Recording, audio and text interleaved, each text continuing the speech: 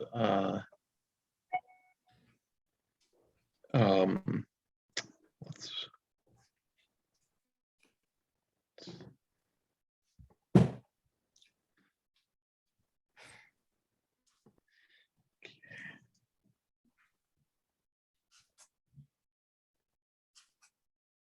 see, Matarima.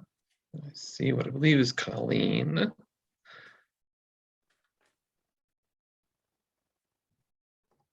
Evening, gang. Hi, Colleen.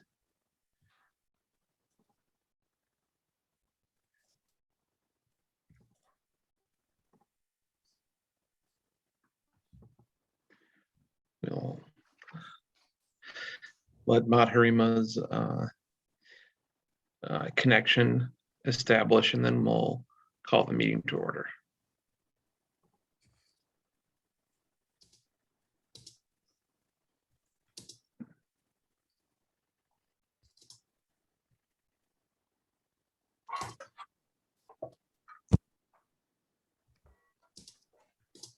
Okay. Looks like the whole board is here. All right, we will call the meeting to order at 6:32. The first item will be the roll call. Sarah, will you please take the roll call of the board? Suzanne Fairfax? Yes, here. Colleen Burns? Here. Madarima Chakraborty? Here. Virginia Bloom? Here. Ted Foss? Here. Matt Fruth? Here. And Sarah Glavin is also present. Thank you. Now we will have our decision to conduct a virtual meeting pursuant to the disaster proclamations from the governor's office. And we will be, is there a motion to meet virtually for this meeting? So moved. I got Virginia as the motion. Is there a second? Second.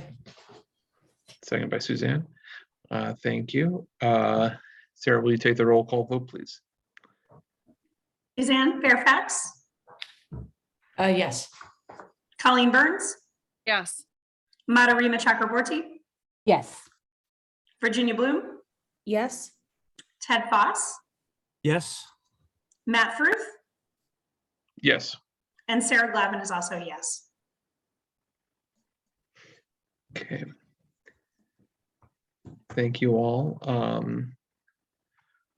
Now we will move on to our approval of minutes. There is one adjustment. I believe Lori was correct. Yes, to the February 22nd minutes. We needed to correct on page 3 at the bottom, last paragraph related to the park district. It should say not in that. I don't have the sentence in front of me. Let me find it for you. Okay. It's the district responded that this was something they could not commit to now. It should say not instead of commit to. So we'll make that change. Okay. Is there a motion to approve the minutes with the stated change? So moved. Moved by Sarah. Is there a second? Second. Second by Colleen. Are there any further questions or discussion regarding the minutes from those 3 meetings of February 22nd, March 3rd, and March 8th? Hearing none, will the secretary take the roll, please? Suzanne Fairfax? Here. Yes. Which am I doing now? Sorry. Minutes. Yes. Approval of the minutes. Yes, sorry. That's okay. Colleen Burns? Yes. Madarima Chakraborty? Yes. Virginia Bloom? Yes. Ted Foss? Yes. Matt Fruth? Yes. And Sarah Glavin is also yes. Okay. All right, we will now move on to public comments. I received one comment. Let me pull it up. I have forwarded it on to Lori and Jody to be included in the minutes, but I will read it here so that all those are aware of it now. This was from John Edgerton to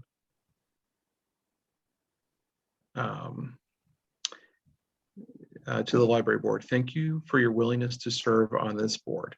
Our nation's democratic institutions rely on offices such as yours, which are committed to deeply local matters. Indeed, commitment to norms and processes enacted by democratically elected boards such as this one is a hallmark of healthy democracies. I made comment today out of concern over the firing of Rory ONeill. At the urging of a colleague, I met with Mr. ONeill. He showed me some of the documentation provided to him in his termination and allowed me to review it. I found what I read concerning on two levels. The first was that the rationale was vague. It stated that Mr. ONeill had created a climate of hostility between one library employee and a different group of library employees. It should be noted that no specific incidents, statements, or examples were provided. It does not detail how Mr. ONeill is purported to have created this climate of hostility. Was it with his words, his actions, the way he behaved while he was on duty, statements that he made while he was off duty? Were his words or actions a pattern of behavior or a single egregious act? None of this is detailed in any way. To summarize, the rationale for Mr. ONeill's termination was vague and lacking in detail. The vague nature of the rationale brings me to my second concern, namely that in my opinion, the personnel policies of the library were not followed. In general, the library personnel policies followed for employee discipline up to including firing. This is perfectly normal. Prior to termination, normal practice is to employ progressive disciplinary actions.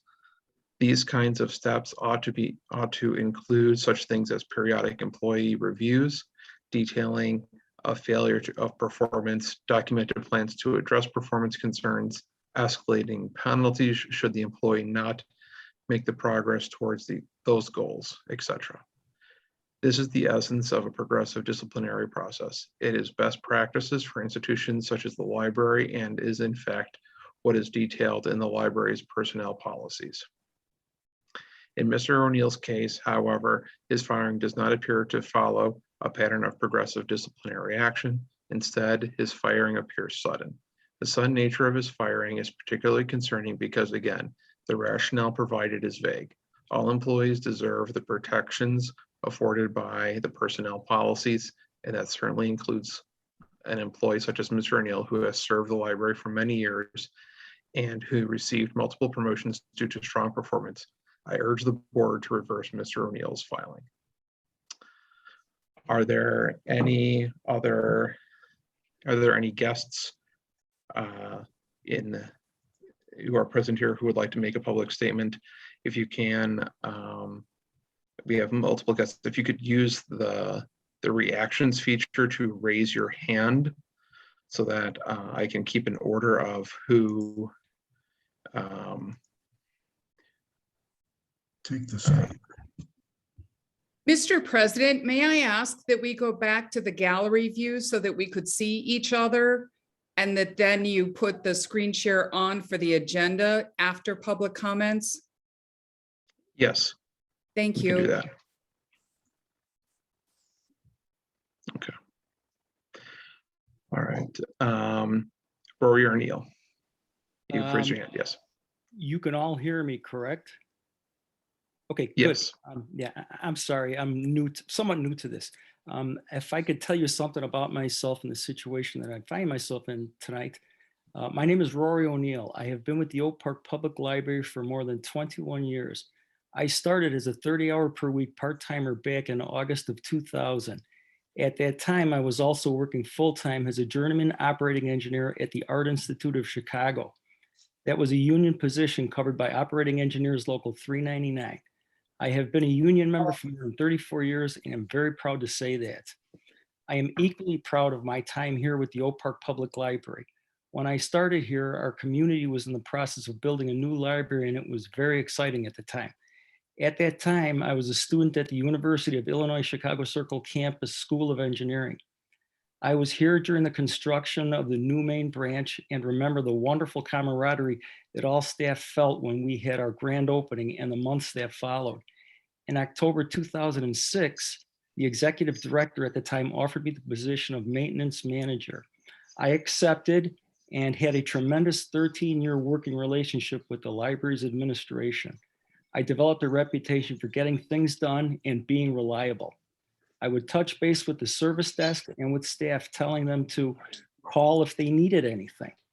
My schooling taught me to share my knowledge with my staff, and I can report that all my staff are at least as knowledgeable of the library systems as I am.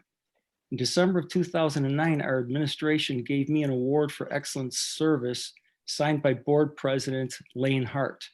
To my knowledge, that award still hangs above my desk. Prior to October of last year, I had a nearly 13-year period where no one from my staff left the library at all. They are an excellent, skilled staff. Prior to 2019, I had no issues at all with the library's administration. To say things have changed would be a bit of an understatement. On February the 23rd, I was fired by Library Director David Celeb. 2 days later, he retired. At my termination meeting, I asked why I was being fired and realized right away that the reasons were pretextual. I am an honest individual and I speak my mind when I deem it important. On Monday morning, November the 1st of last year, a valued staff member and friend, Ron Vernacki, was fired. Ron is an Oak Park resident and faithfully worked for the library for nearly 13 years. Ron's wife, Sue, worked at the library as well, and his daughter, Kaylee, for 8 years. I was away when it occurred, and I'm confident that it never would have happened if I had been there. I met with David Celeb that morning and was told Ron was already fired. I told David then and there how we were treated and that I would put it into writing. I wrote our concerns in the form of a petition and put that before you, the library board. I spoke up within a framework of honor and decency, and I respected all the rules and am now paying the price for my candor. My termination was unjustified. I have nothing else to say. Okay, thank you. Next will be Jim Madigan. Good evening, Sarah, Ted, Matt. Good evening, board members. My name is Jim Madigan. I've lived in Oak Park since 1971. From February 7th, 1994 until February 8th, 2019, I was the deputy director of the Oak Park Public Library. At one time or another, totally dependent upon the executive director, I had responsibility for every area of the library: public services, facilities, material handling, technology, human resources, marketing. Along with the executive director, I served on the building committee for the main library. And afterwards, I was the project manager for the accessibility renovation at the Mays branch. Rory ONeill reported directly to me from October 2006 until February 2019, over 13 years. I've always found Rory to be knowledgeable, skilled, dedicated to supporting staff, and hardworking. He communicates very well with his staff and has experienced remarkably little turnover in his department as a result. I'm here tonight to support Rory. He texted me with the news of his firing, and my first reaction was, let me know if I can help. My second thought was, what is going on at the library? I want you to know I reached out to Sarah Glavin in terms of trying to help Rory. I speculated with her that during these past 2 years, during COVID, relationships, both personal and professional, have suffered. And what is needed in response is patience, understanding, and compassion. I'm concerned that since August, this is the third firing of a long-term loyal staff member. I'm concerned that last Friday, a staff member called me about the library policy that the executive director can fire anyone at any time for any reason or for no reason. That staff member told me that she and other staff members were fearful, and this is not the first time that I heard that.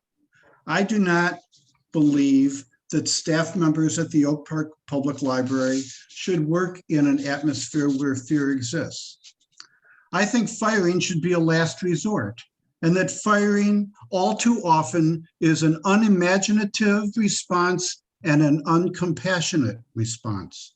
And so tonight I ask the board to consider Rory's length of service, his skill, his dedication to the library, and to direct Lori Pulliam, who I hold in highest regard, to restore Rory to his position as manager of facilities, and then to develop a creative response to whatever issues led to his termination. Thank you. Thank you, Jim. Next, Reverend Dr. Scott.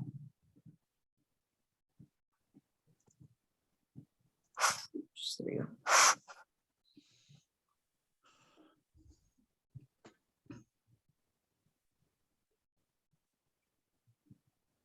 There you go. Can you hear?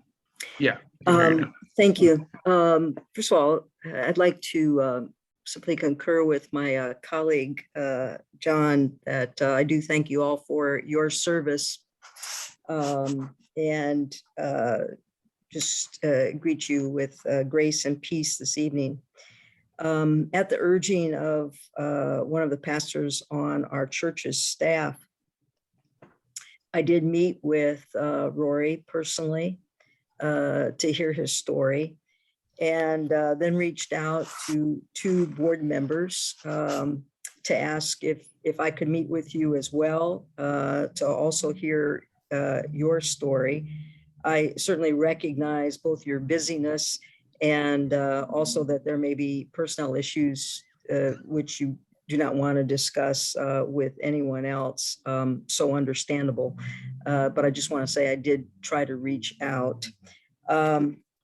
I am a pastor of the United Methodist Church here, Euclid Avenue United Methodist Church, and am a part of a denomination that 114 years ago codified for its members into church law, having looked at scriptures and tradition and reason, experience, etc., codified into its church law that we would stand with those workers who wish to enter into collective bargaining, i.e. we would support folks who wanted to be parts of a union and wanted to respect and to encourage and try to work on behalf of those so that their worker rights could be in fact honored. Having heard from Rory and from other comments that have been made by my colleagues, I just want to say that Rory, your actions are honorable and very much in kind of a tradition compatible with the religious tradition that that I represent. Not only, I think, do we have do workers have a right to ask that fair process be followed, but I think we also have a responsibility to encourage them. And I would hope that we would do that. I would hope that due process, fair process would be extended to Rory. And I would hope then that he might be reinstated with the board as well. Again, I thank you for your service.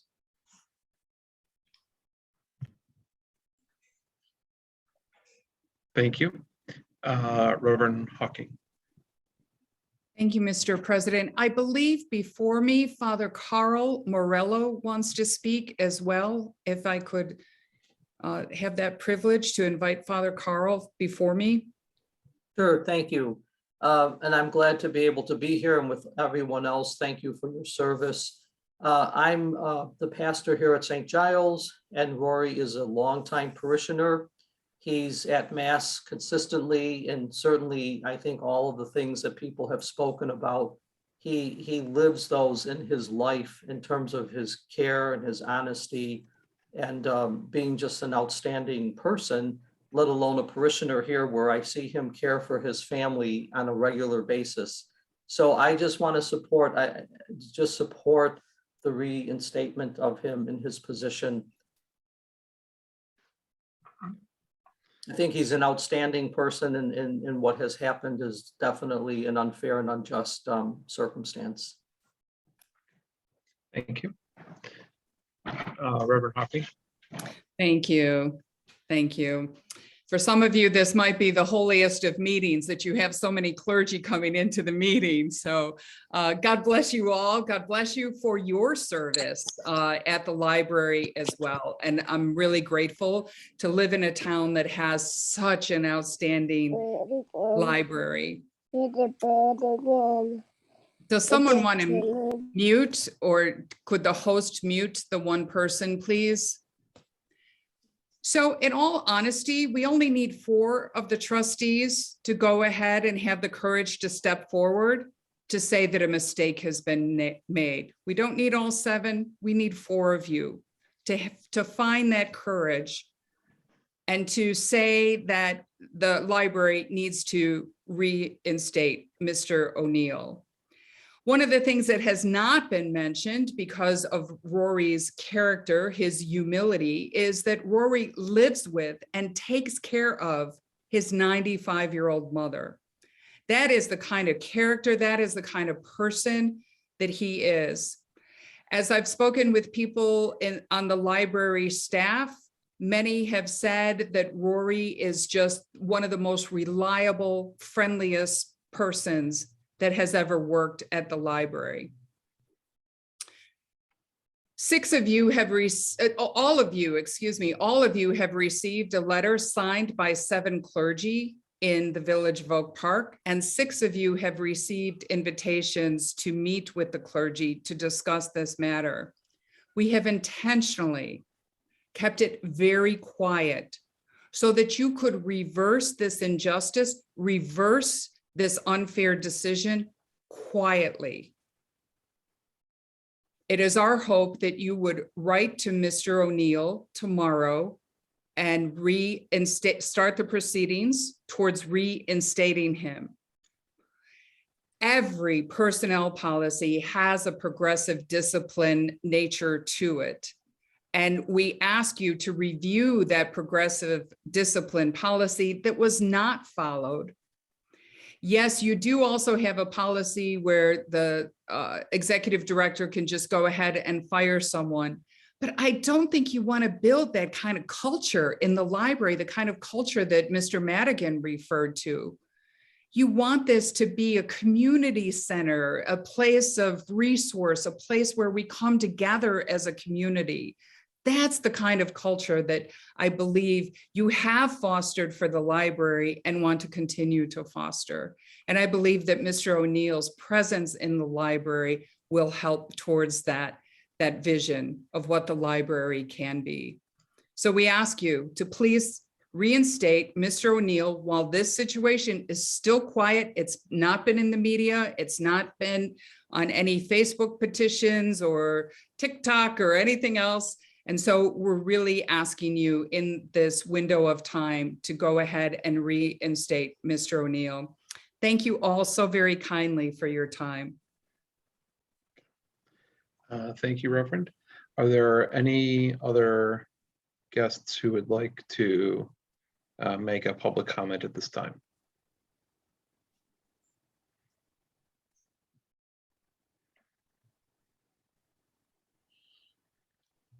Okay. Thank you all.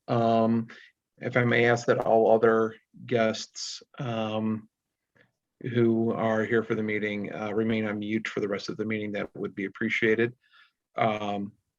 Lori or Jeremy, if you could share the agenda back on the screen, please.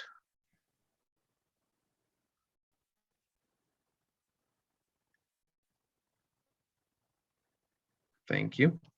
And we will now move on to trustee comments and board calendar.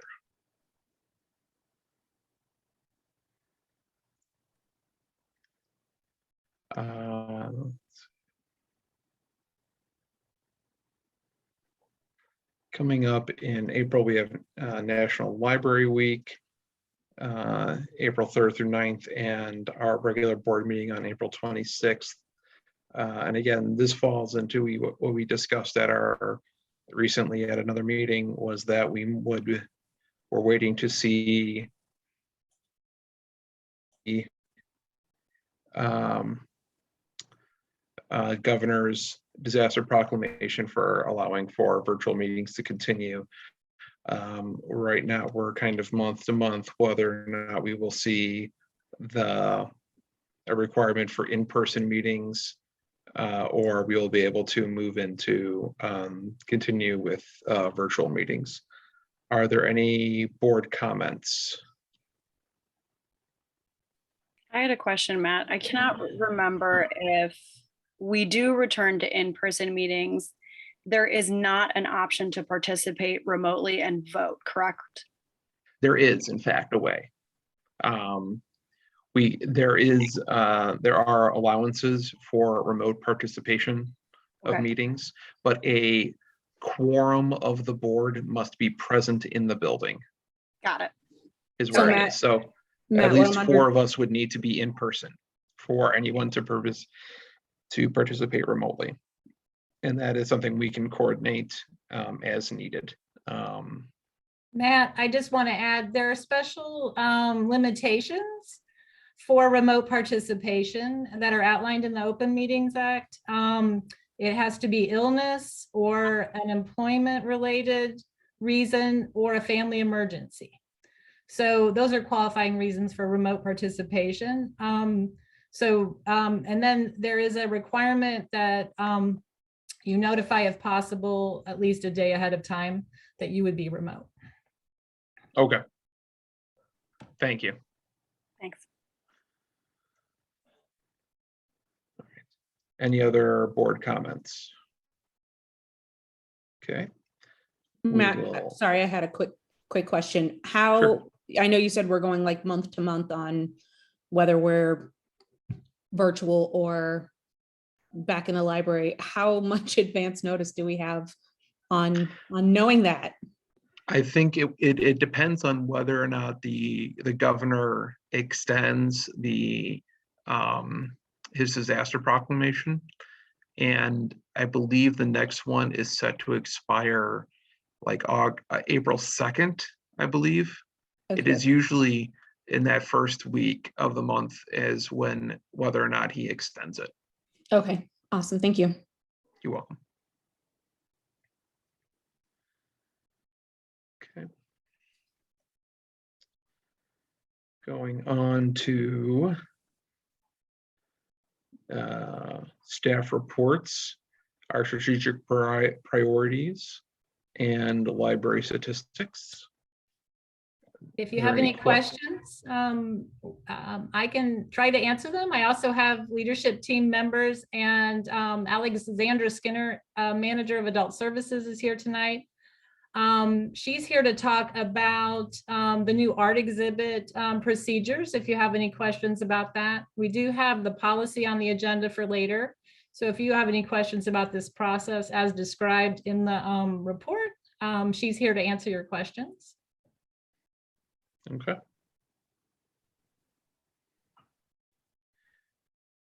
Anyone with questions regarding the strategic report or the core use statistics?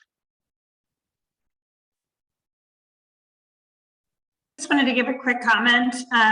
During Black History Month, I actually worked on a personal project to support a nonprofit with books by Black creators, and the children's team was incredibly supportive of helping me do research and providing the curated list that they developed, which I've shared with lots of other peers.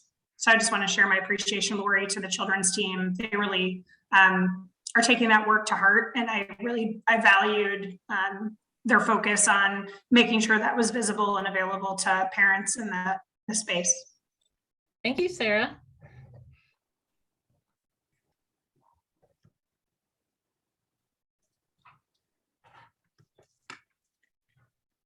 I had one, and I'm trying to and I was looking at it the other day, and I'm trying to remember what it is now. I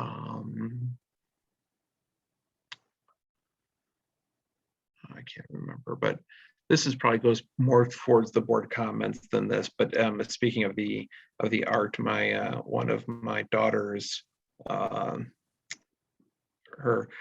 best friend, as she would say, in first grade, was selected as one of the Hatch artworks that was displayed as part of the D97 exhibit. And she was so happy for her friend. I am thrilled that we are back to doing that kind of collaboration. Again, I know in past years we've done special exhibits for the junior high and the high school students. And it's just nice to see that kind of in-person display again, because it's been missed.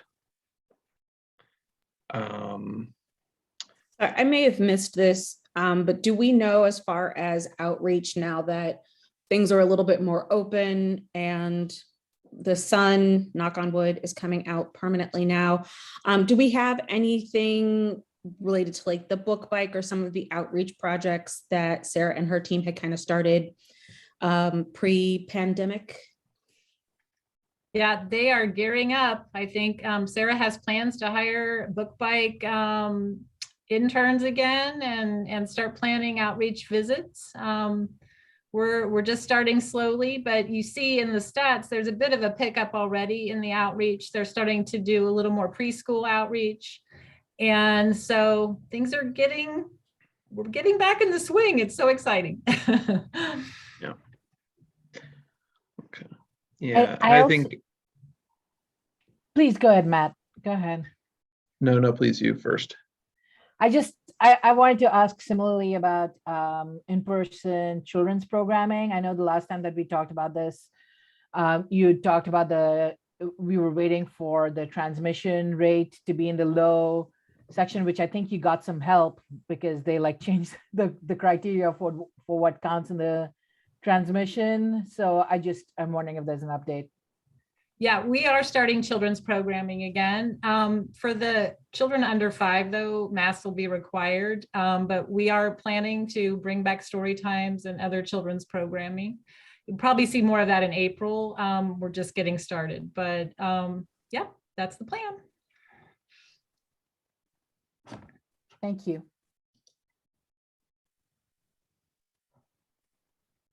Okay. Any questions, Sarah?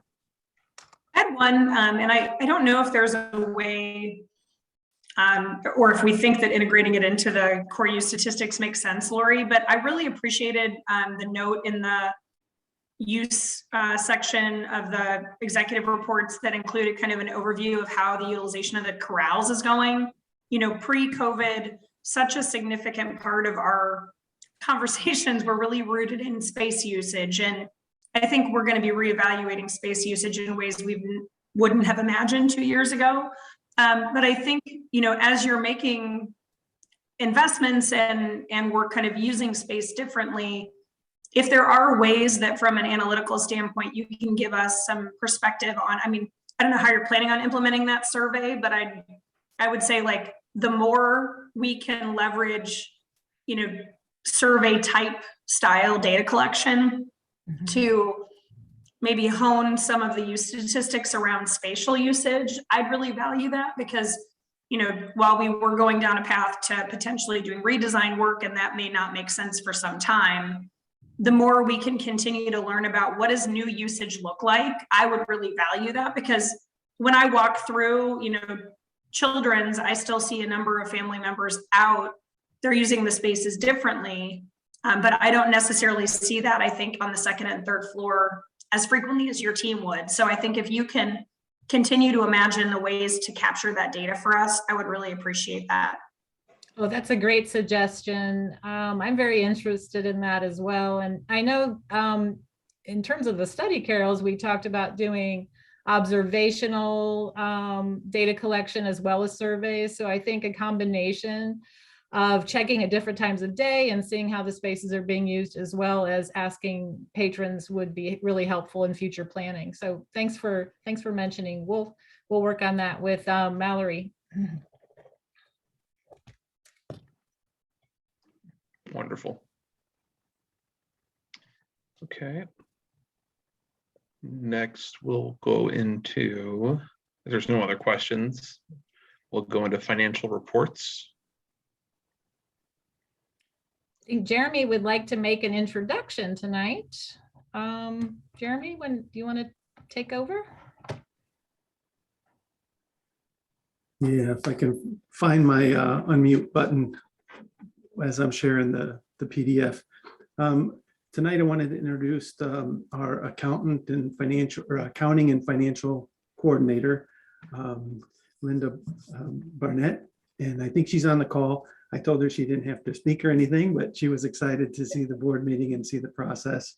And then particularly for tonight, when we wanted to share some of the new reports that we have. Linda's been working on them since she started working on it. She started with Rita, but then has taken over and has cleaned up a lot of things that we've been doing.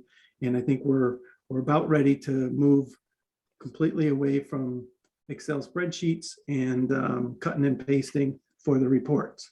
So just wanted to go through the financial summary. One of the things that we'll be doing is I'll be adding on the operating cash onto the financial summary here too. So you can see this here, the art fund as well. And so that as we start looking at those reports, if there's other things that the board would like to see, the idea is that the financial summary, if nothing else, you read the financial summary and you have a good overview of where the library stands and what's been going on over the past month and where we are, within the year to move forward for the rest of the fiscal year. The rest of this you've seen before, the high issues, and then the percentage of expenditures year to date. And again, if you have questions on any of these, let me know. These are percentages of the percent of the year that we have expended. So at the top of this, the financial summary, you'll see here, 17% of the year within January, February, and that gives you some watermark as you see some of these other percentages as well. Again, administration, this is insurance pushes this over. The insurance is paid early in the year, and then that will make us over at the beginning of the year, but then that balances out through the year as these other expenditures come to match it. So at this point, we're on target and overall operating, under expended for capital, and that's normal as well due to actually payments. We're in the middle of the large access control project, and we made one payment this year so far. I think it was just under $60,000, and that whole project is just over $300,000. This is where we get into some of the differences. Working through our accounting system, this is something that we've not done, is reconciled, and it may not sound reasonable, but we're just now starting to use bank reconciliations in our accounting software. So it took us a few months. If you recall, the last quarter of last year, we were talking about working with a consultant to make sure we had everything feeding into our system. The 5-6 bank accounts that we have set up, make sure they're feeding in here. Linda has done an amazing job getting everything tidied up, making sure everything balances. And so this is what we would like to present instead of some of the spreadsheets that we have. And down below, I'll show you the spreadsheets that we want to eliminate. So we have the bank reconciliations, and we'll add on each one of these the particular bank account. That's not on this first draft. And these are the actual numbers balancing out as well. So the nice thing about these bank reconciliation reports is you can kind of see exactly what's going on in there and what the ending balance is. In that it does balance on each of these reports. So you'll see each one of these, and again, we'll have headers on here to include the specific bank accounts that these refer to. So you'll have a reconciliation report for each of the accounts. For example, this one I know by the number. This is Forest Park National Bank, an account that we have just a small amount in there. It is collateralized as we're required to do so when it's not insured. But this account, you know, you can see exactly what's in there, and one of the changes are the interest that we've gained on that is typically all you'll see on this. This is the number for the main investment account at Illinois Funds. And so again, you'll see the money that comes into this will be money from property taxes, corporate property replacement tax. So this is tax revenue that goes right into this investment. And it is a money market fund, investment pool of local or Illinois government agencies that we're allowed to use this as an investment tool. So again, this number, you'll see this come in, and this is also the main working account when we need to move money into our working checking accounts. This is where it comes from. So any money going out of this is going into Byline Bank for our regular checking and working accounts. Again, this is the art fund, and you'll see that total there. And any changes to this, you'll see that here as well, any money flowing in or out. So that's the biggest change, is we would like to move away from the spreadsheets and move to those multiple bank reconciliation reports. Now, we also have detailed reports within that. If the board would like to see them, it's another, I forget how many pages, but some of those accounts, you know, you might have 7 to 10 pages of details within that. So we have access to all that information. And at any time the board wants to see that, we could certainly share that as well. But this gives you a brief report that you can see the total in there, see that the account is actually balanced, and see any of the changes in those accounts. The statement of income and expense, this is a report that you've always seen. And it's basically the details of the percentages, expenditure percentages that I show on the financial summary. So if you want to get into that, you can see specifically what's within each accounting group. So that's all standard, what you've seen before. The cash disbursements journal, this is basically all the checks that we've written over the past month. Some of these are still outstanding, but this gives you the details, and we've worked with staff as well to make sure that the descriptions in here are clear, and anything that's unusual that would raise a flag, hopefully I've called it out and explained it in the financial summary as well. But this, as you go through the public for transparency, they can see every check that the library has written. And this is a standard report. You've seen this at every board packet as well. The other thing, let me get down through these.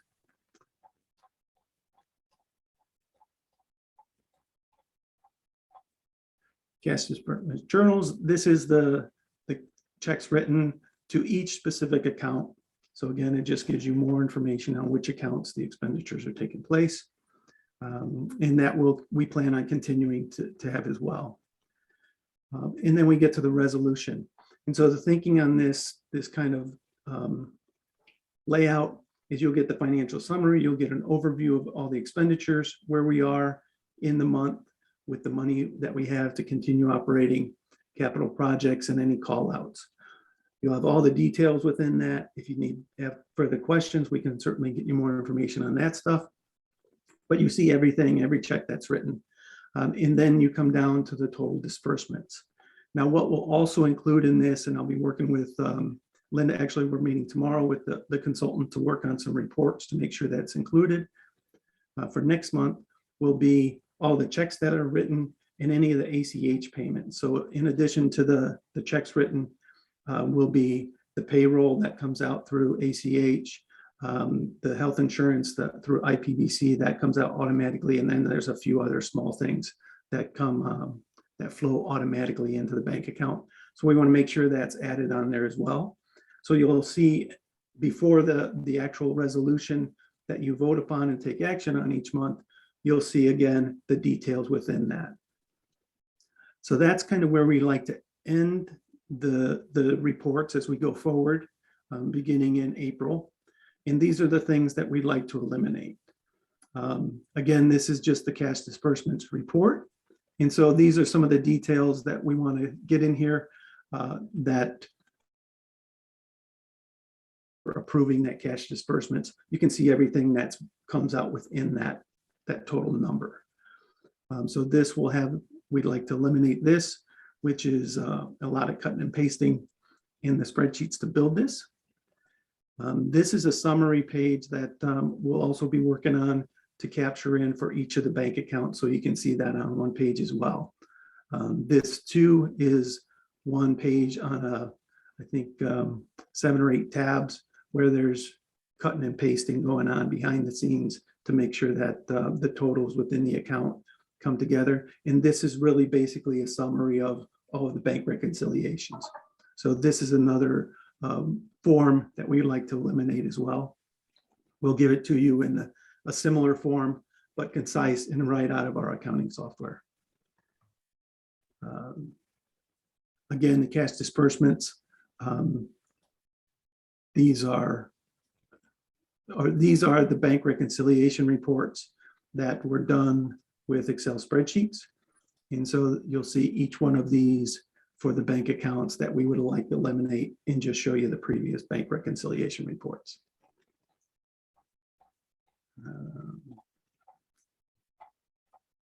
So that is the summary of our financial summary report. Again, like I said, Linda's on the call. She has deep accounting knowledge and is, I'm just thrilled to have her on board and where we're going with this.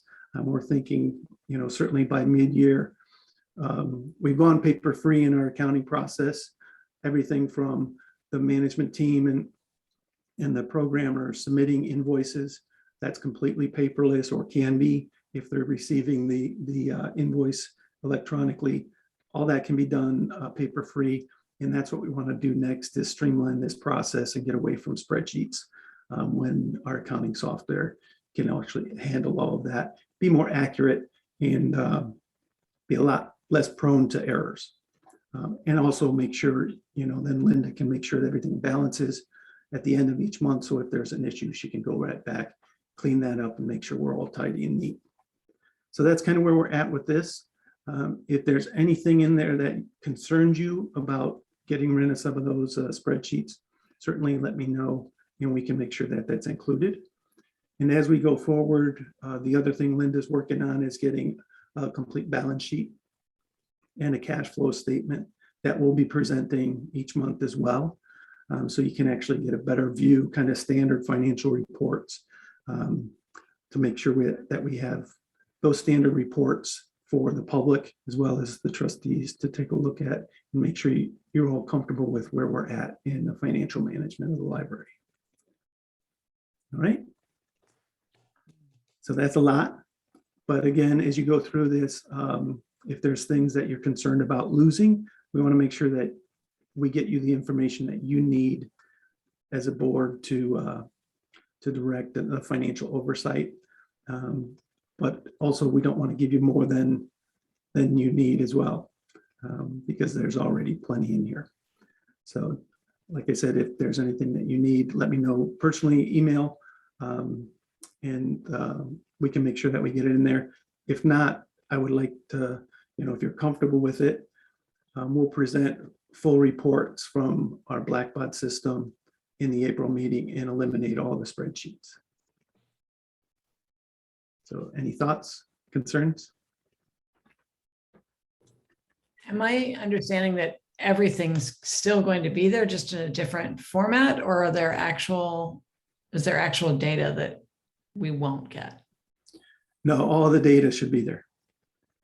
Yeah, it's just we're setting up the reports so we can at the end of the month, when Linda posts everything and closes out the month, she can go in and print the reports and be done versus beginning a whole process of spreadsheet reconciliations, cutting and pasting. Actually, some of the things Rita would do would be download the information into an Excel spreadsheet and cut and paste it into another spreadsheet to formulate it. So this will be eliminate all that process, and Linda will be able to just print out the report each month once she posts and closes each month. And then if there's ever any question on that, we have everything in the system. Even our auditing, I think, is going to be streamlined tremendously by the new processes that we've put in place. All right. Any other questions? I don't have anything. It makes sense. It's, we have the software. Let's use it to its best ability, to our best ability. And as someone who just dealt with reams and reams of paper files the other day, I can greatly appreciate the desire to want to move into more digital practices if we can. So. Very good. I'll plan on doing that in April then. And again, if as we move along, if you have any questions on that, the idea is that we have all the information at our fingertips, and anything that you need, we can get you. Okay. Thank you very much. Now we will have, there's a motion here on page 58 for the, related to the resolution on disbursements. Is there a motion to approve? So moved. Moved by Sarah. Is there a second? Second. Seconded by Virginia. Is there any further discussion or questions on the disbursements journal of transactions? Hearing none, will the secretary take the roll, please? Suzanne Fairfax, Yes. Colleen Burns, Yeah. Adarima Chakraborty, Yes. Virginia Bloom, Yes. Ted Foss, Yes. all the way from San Francisco, Matt Frith, Yes. and Sarah Glavin is yes.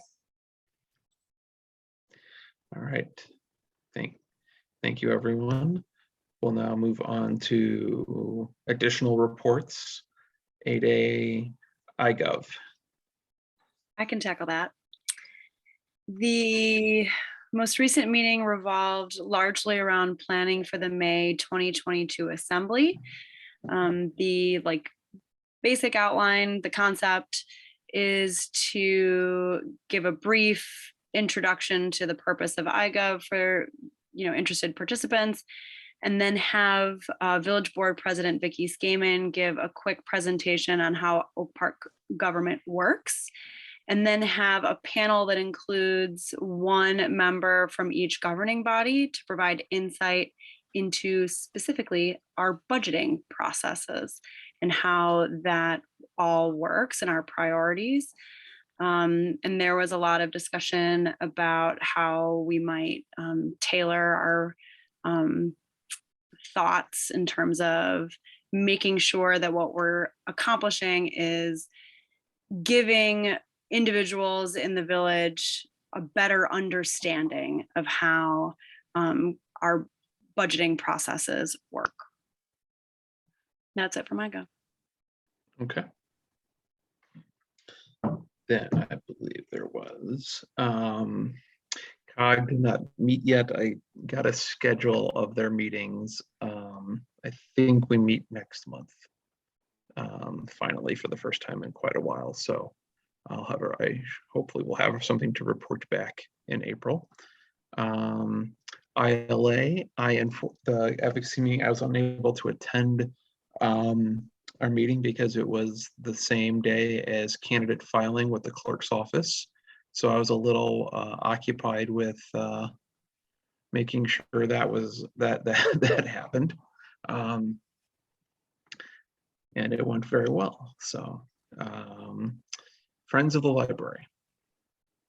I attended last night. The Friends, it was their annual meeting, and they nominated some new members for terms that had expired. So the new Friends president is Russ Glyden. At their regular business meeting, which followed that one, they talked again about the book fair.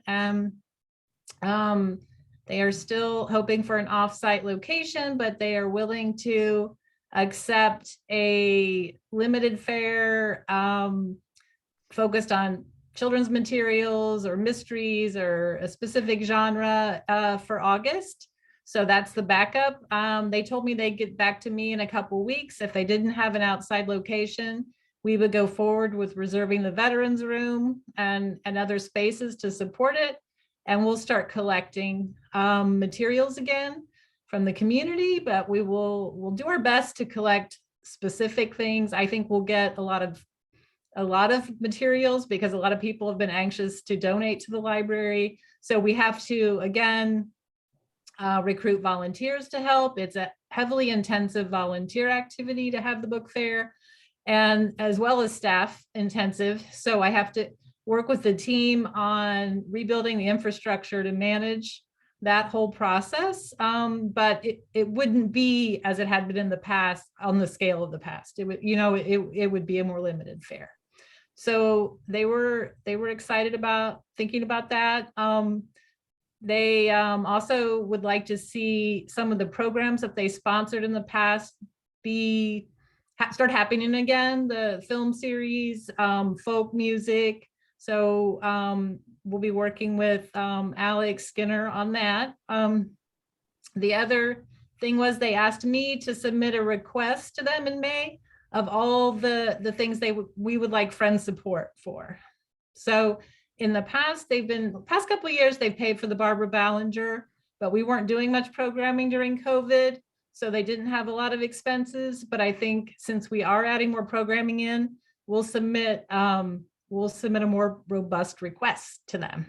They have $90,000 in their account, or a little more than that. That's rounded off. So they have quite a bit of funds that they can use to help support, and they're excited to do that. So it was a good meeting. I enjoyed it. Excellent. Thanks for covering for me, Lori. Sure, my pleasure. Yeah, that's it. I have a silly question. Are there any other financial incentives for the library donating books elsewhere?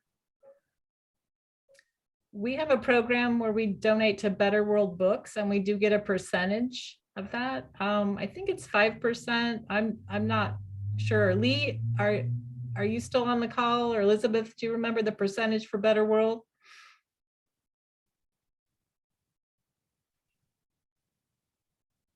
I don't remember. Okay. But recently also we started cooperation about discarded books to one of our vendors, they can tailor.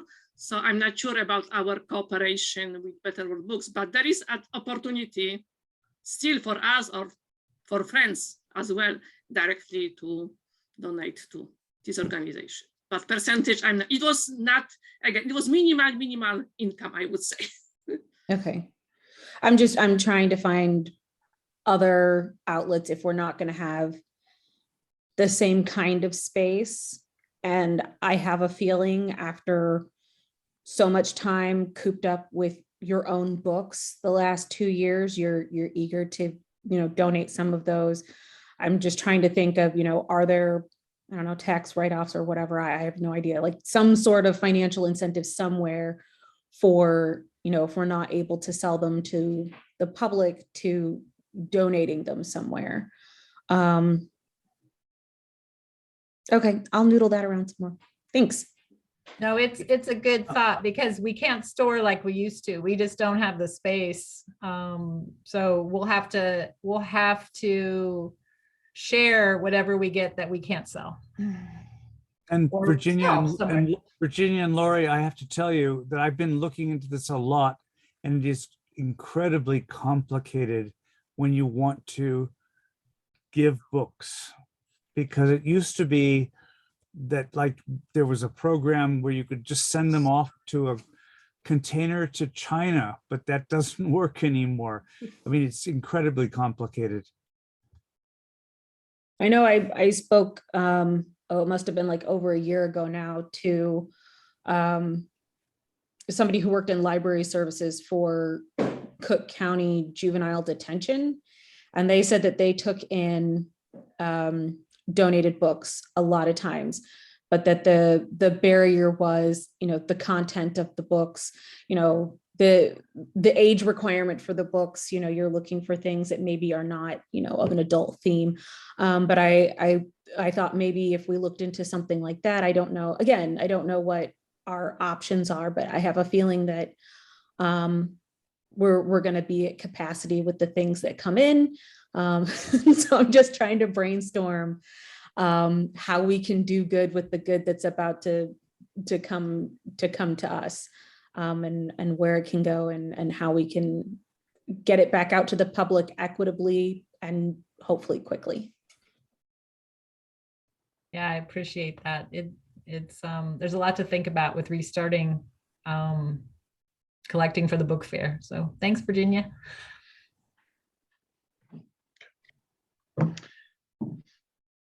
Okay, and then our library employment additions and terminations report here. And we will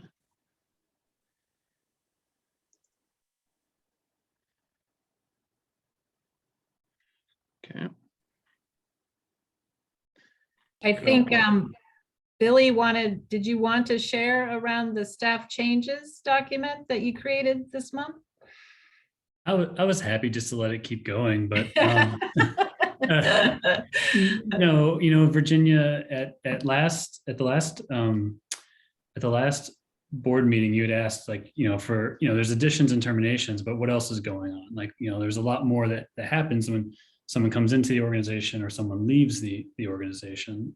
So the next, Jeremy, if you go down to the next page, the staff changes report is something that I put together, kind of based, kind of saying, well, what else has happened?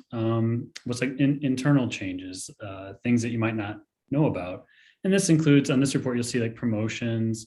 You'll see Lori's temporary promotion to interim director. You'll see a status change. There's a status change on there where employee moved from a less than 20-hour position to a 20-hour position. So you'll see these status changes on there as well. So, Virginia, this is created in response to, to your question from the last meeting.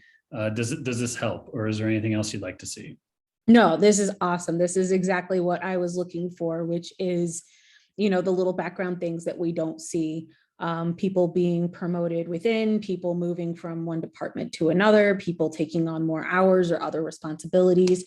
I think this gives us a much clearer picture of the employment motion within the library, and that's going to help us, come budget time, when we start looking at, what things we can and want to do with the library population. There's been a push to, I know, get more people into those full-time hours. And so it's good to see that some people have been moved into full-time, and it's good to see promotions as well, to see that people are having some career continuity with us. So no, this is exactly what I was looking for. This information, along with the promotions and terminations, I think gives us a much clearer picture of what's happening in your department. Thank you. Yeah, you're welcome. I'm glad to put it together, and I'm also looking forward to, I already know of changes that are happening now that I'll get to report next month. So I'm excited about that. So stay tuned.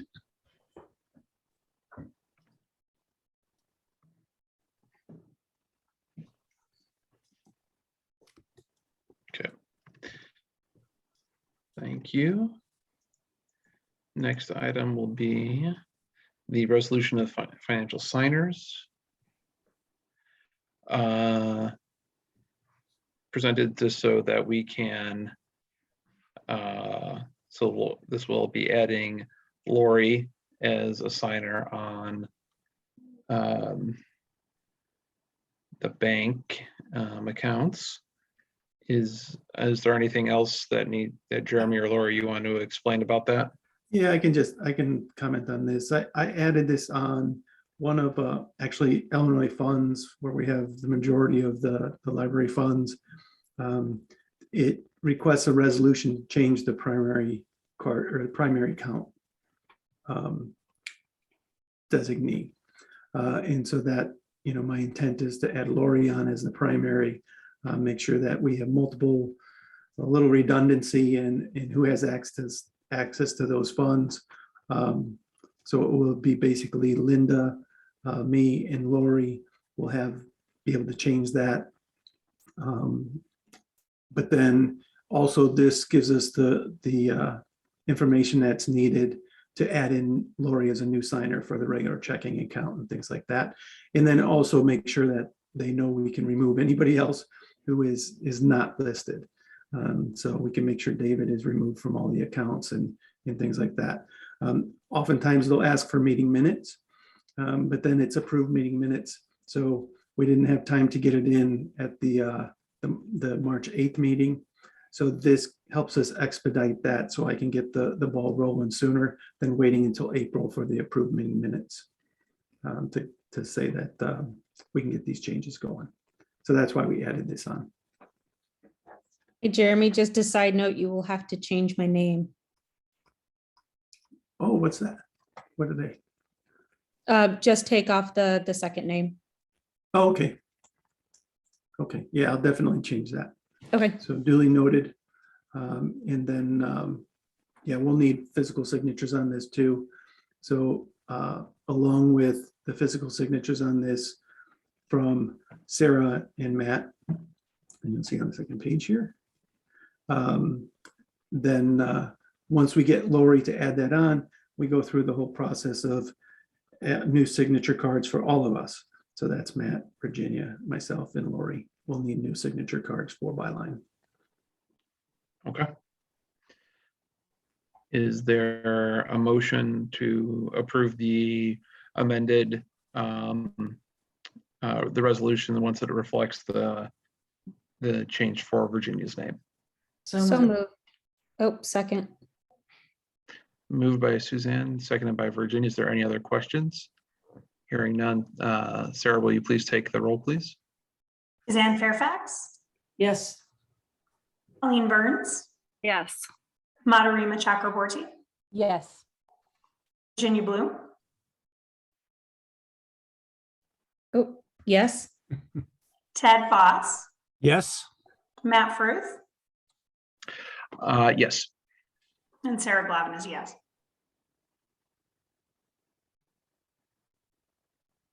Okay. All right.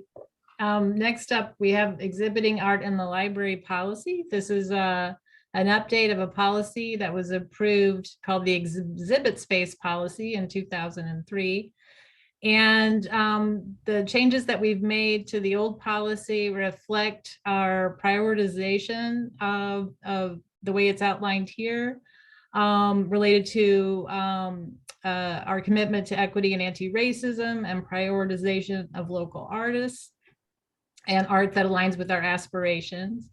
We've also revised from the old policy. We used to collect a commission on art that was sold that was 20%, regardless of the artist or the artwork that was sold. And when we had the audit, the equity audit, it was recommended that we have a sliding fee scale if we were going to collect commissions. And we decided just not to collect any commission at all. And we didn't want to make that decision about what percentage we would collect from different artworks. And we would just rather the sale of the art be handled by the artist. This is similar to other things that are sold in the library, other works of art, books, for example, are handled by outside booksellers or authors and not by the library. And we don't take a commission on that. So we want to be in alignment for all artwork that gets sold at programs or other exhibits in the library and not have a fee. The last statement is also an addition to indicate that we cannot be responsible for damage or theft of art. We are not equipped to protect the art. It doesn't mean that our insurance wouldn't cover some art, but we want artists who enter into exhibiting to understand that their works, we're not, a museum, we're a public space, and the works can be vulnerable. That said, in as long as I've been at the library, I think this may have come up a couple of times. It's not a regular thing that art that's exhibited gets damaged or stolen. So are there any questions about this policy? The only question I have is where it says, you read it as prioritization of local artists, and it says prioritization of Oak Park artists. So I was just wondering if it is specifically Oak Park or if we're looking at surrounding communities as well. In terms of thinking, in relation to the first topic of equity and anti-racism. Yes, I think we mean that as local artists. I can have that amended if you would rather it say local. I think that is how the committee is viewing it, as not just Oak Park, but Oak Park and neighboring communities. So that maybe we need to edit that out and say local. Could we, I don't want to say like slice down the middle, but say something like prioritize artists with ties to Oak Park? Because I know when we talk about our policy for giving out library cards, we talk about if you work here, if you live here, if you travel through, we've broadened the definition of Oak Park resident to include a lot of people to be able to access the library. Could we use wording that sort of reflects that same criteria? I like that a lot. I think it encompasses neighboring communities as well as people with a historical connection or other connections, as you've mentioned. It's a broader look at it. I'd be fine with that. I can take that back to leadership team and we can represent with that edit if you'd like. Okay. Lori, I have a question about this whole process. Is this about our permanent collection or just the things that are exhibited in our gallery? These are just the gallery exhibit.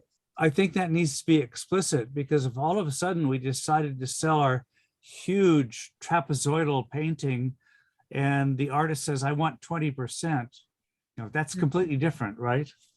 Right. Yes, completely different. This is meant to be just the gallery, and I'll try to make that clear in the statement. Okay. Thank you. Mm-hmm. You see my point. Yes. And go ahead. I'm sorry, Lori, but I just wanted to say that I think I might prefer the local instead of Oak Park and Oak Park affiliated in the determination of like prioritization of local artists. I think that allows for a more diverse call. We can certainly prioritize local artists, but take consideration for Oak Park ties. It could be a second level of as the artists are being considered. I think that can enter into it, but it doesn't have to be stated as a priority, if that makes sense. I mean, I feel like we're really trying to have an equitable process and one that is really featuring artists that maybe aren't considered in a lot of gallery spaces. We want to elevate artists, and so I think I'm happy with saying local if that's the preferred term. That's for you all to let me know. I'm just realizing that we're getting into this territory where we're like starting to wordsmith, and we don't need to do that. Sorry, I trust the team to be able to make the actual decisions in an equitable way. Agreed. I just want more pretty art. Well, you know, last time I checked, there were 12 artists already submitting for the first 6 months, and there may be more now. I think there are a lot of people interested in exhibiting, and it will be so great to have art in that gallery space again. We have new lighting. It's gonna be awesome. So if you would like to, I don't know if you can you take an action unless this is edited, Matt? I don't know if I just say that I'll make the change. Can we do this policy, or do I need to bring it back? You're mute, Nat. Okay, thank you.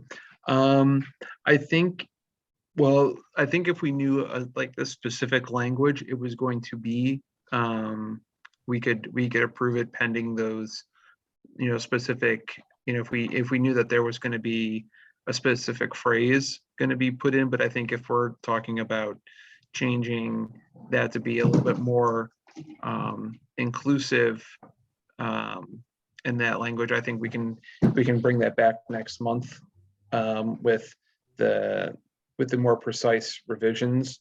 I think would be the better course. Okay. Is there any reason not to just have it be local? Just wondering. I mean, that's what Lori said out loud. And so that's the only reason I brought it up, is because what was said and what was written there. And just in general, there's this thing of Oak Park versus the surrounding. I just like the idea of it being more open. So to me, local's fine, but if it's something that you feel you need to go take back to the team, then I understand. I think my question with it was if this policy needs to specifically say something about Oak Park, I would rather it be Oak Park affiliated rather than just Oak Park. That was my attempt to broaden it, thinking that Oak Park had to be a part of the statement, but I'm totally fine with local. And Lori, I've got one more point. I was asking about the permanent art, and this is not the policy about the permanent art, but is this also the policy for the art that's beautifully done on the first floor in exhibit now? So art that goes into the idea box, or do you mean the art? This is the art that is on the west wall, where there's a wonderful third grader who's trying to channel Keith Haring right now. That's prioritization of local art. That's what we mean. Our local elementaries. And okay, so I think, all right, so if we are, so is in that second bullet point, the prioritization of local artists, is that where everybody's at with that, or do we want a more nuanced language? I guess my question is to Alex, and she already has 15 proposals on her desk. Like, do you need support from us to help like make that process more effective for you and the team? Like, I don't want to say local and somebody, you know, you're getting submissions from, you know, hundreds of miles away, and they're like, but it says local. You know, do you need some rigor to support you, Alex? Or do you feel like you have enough with that statement that'll get it done and make your team be able to make quick decisions? That's a really great question. I'm just looking, and I realized I didn't count the 2 test proposals that we had to do to test the website. So it's actually 13 proposals right now. And just to give you a sense, I'm just looking, and 3 of the 13 did not list Oak Park as their home city, whereas 10 did. So I think, again, it's just about how the board approving this policy just provides guidance for the committee, which is made up of about a dozen staff members, is still going to look and decide, you know, if you, we went earlier in the board packet, there's a description of how this is going to work, and they'll pick, you know, on a rotating basis about 6 months worth of artists. And if we have only artists from Oak Park, then we'll only select artists from Oak Park. But if the board wants to have a say in how the team prioritizes, this is that spot. But we're going to take into account, like, I think most artists are the other are from Berwyn and Chicago. So we do, you know, like there's a local connection. So it's just how we prioritize the artists, but they're going to take into account all these other things as well. The committee is going to take into account equity and anti-racism, and to the art, does the artwork align with the community aspirations of literacy and education? Also, taking into account prioritization of Oak Park affiliated artists or local artists. We can, however the board wants to frame it. We would Oak Park artists with Oak Park affiliations or Oak Park affiliated artists. It kind of, I don't know. I mean, it's like, it's one of those things where it's like, And I want to say, we talked about earlier, again, in the board packet, it says like, when someone submits a proposal that like, I would like to show my art at the Oak Park Public Library, we also keep that form on file forever. So like, if we can't select, Matt Fruth submits a proposal, I want to show my artwork, and then he's not selected for, you know, let's say May through October, then when we get to the November through February, we'll reconsider Matt's art and he'll be considered in every round after that. So we're having a rotating consideration of all the artists in perpetuity as they submit. Okay. So I see in the chat about Oak Park Creates Collection. Is this titled Oak Park Creates Collection, or is that a subset? So we're talking, this policy is specific about the exhibiting art. So not the permanent art collection, but exhibiting art, which right now we have spaces dedicated for at the main library and Mays Library. Oak Park Creates is materials that will be included in the materials collection, not exhibition. So again, like this is specifically for essentially limited gallery showing. Yeah, which we also do at Mays. So, and we have on the form, would you like to show at Mays or Maine? Most people are choosing Maine, but. How would it feel to say prioritization of those with Oak Park ties and local artists? Can we have the same sentence? I mean, that I feel gives us latitude while acknowledging that there may be ties that are not currently living in our suburb or neighboring suburbs. Would that work? Yeah, I mean, that works for me. I think we're trying to find that, you know, give staff the latitude to through their, you know, this is the policy, but then there's the practice, you know, there's procedures and practices. So I think if we can use that language that you just gave us, Lori, I think that gives staff the latitude to make their decisions within that framework. And I only brought it up partly because, you know, it was different language spoken than written, and it's a policy. And when I look at it, my eye kind of just goes, wait, bullet number 1 and bullet number 2, there's a problem between those two. There's a vibration, there's something that's not in cohesion. And just because of the specificity of what the issues are in Oak Park and surrounding communities. So that's why I raised it. It doesn't mean I don't trust staff to make the right decisions. You've all done really wonderful work around this. So I have, you know, confidence in that. It's just, if we have a policy that's stated and we're revising it, you know, let's address that. That's all. But I don't want to be like, you know, wordsmithing or micromanaging you from afar, because I do have faith in the staff. Okay. All right. So I think would there be a motion to approve this with the last revision that Lori suggested to that second bullet point, that broadens to not just Oak Park artists, but to, I think it was those with Oak Park affiliations and those with ties to Oak Park. Is there a motion? Sarah moved. Is there a second? Second. Second by Suzanne. Will the secretary take the roll, please? Happily, Suzanne Fairfax, Yes. Colleen Burns, Yes. Madarima Chakraborty, Yes. Virginia Bloom, Yes. Ted Foss, Yes. Matt Frith, Yes. Sarah Clavin is a yes. Great, thank you.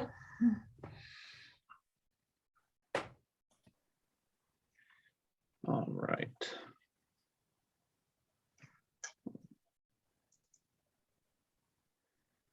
Okay, now.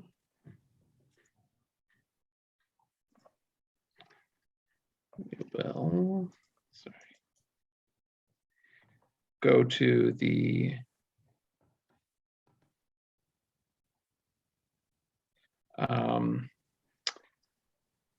items of the selection of our executives director search firm. We had, I'm trying to, hopefully my,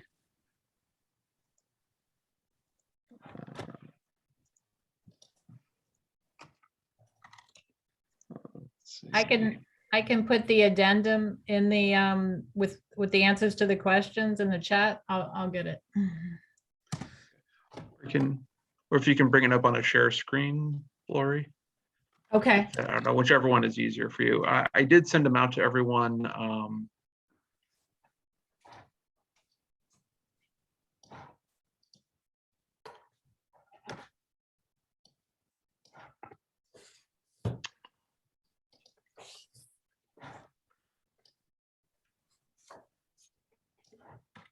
Hopefully everyone had a chance to read over Rashida's responses to the questions that Sarah was able to put together for us.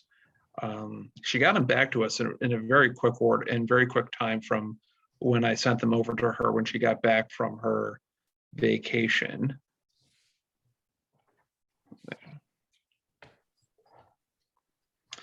So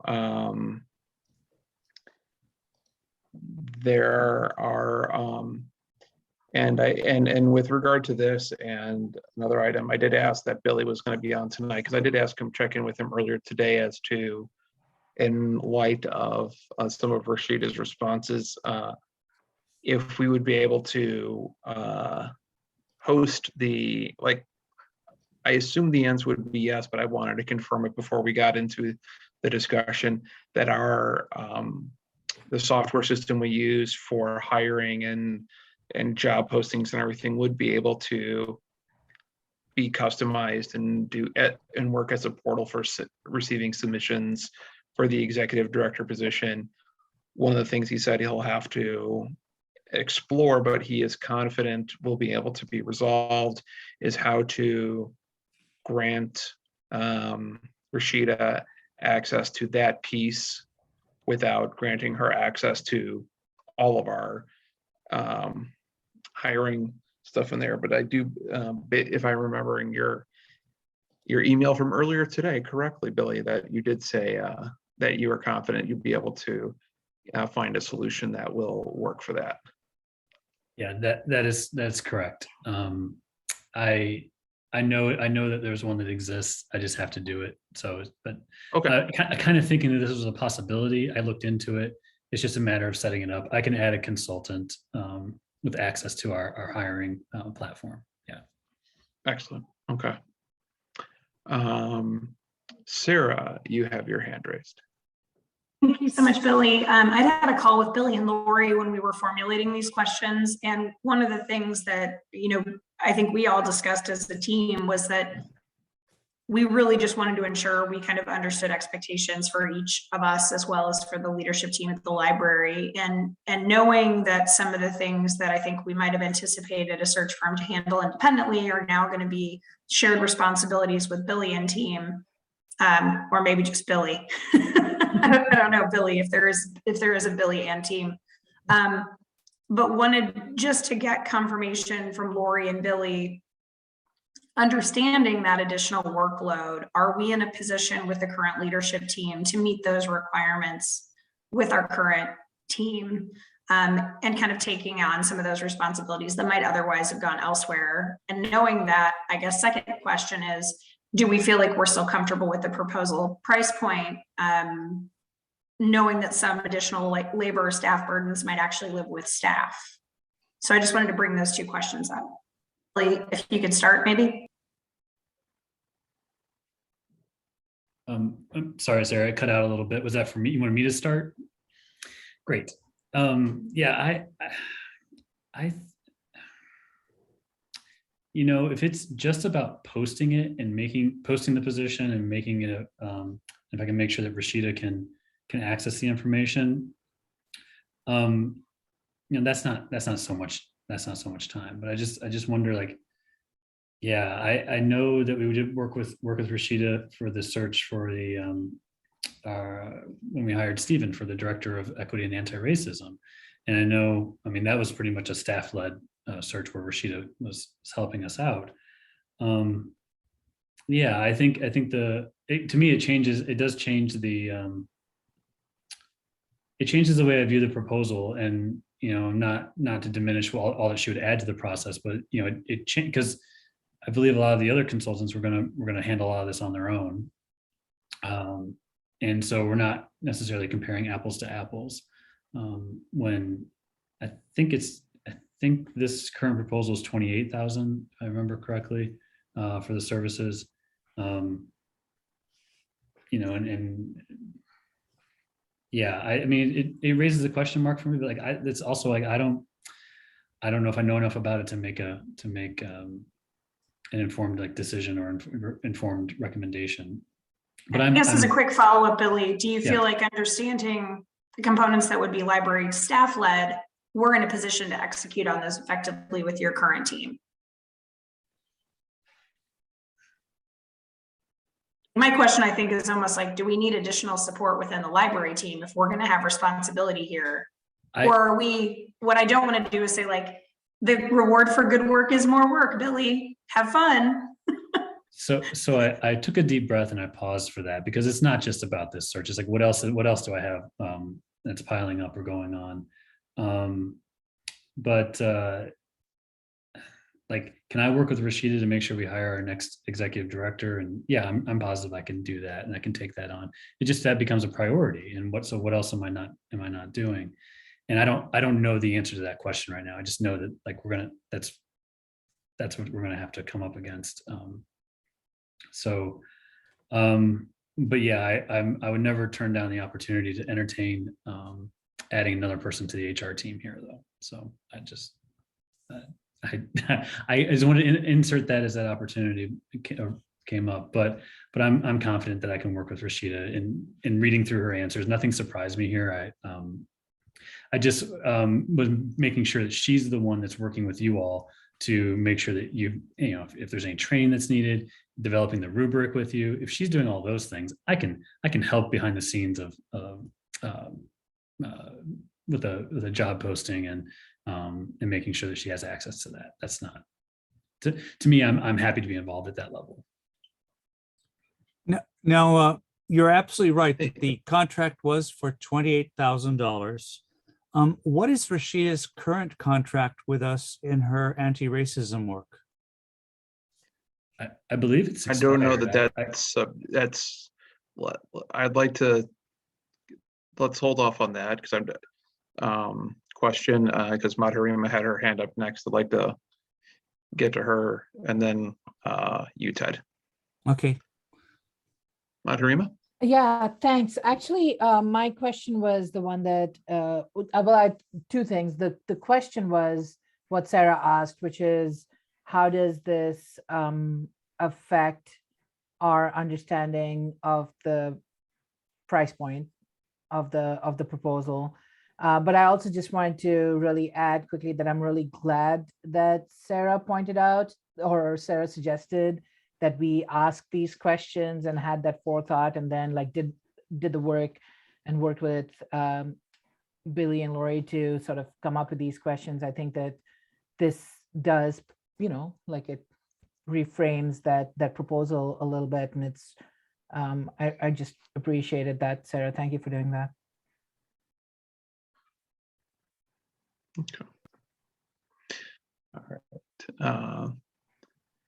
Back to you, Ted. You had a question about Rashida's current. I was just simply asking, how does this new proposal with our relationship with her sync with her current work with the library in terms of contractually?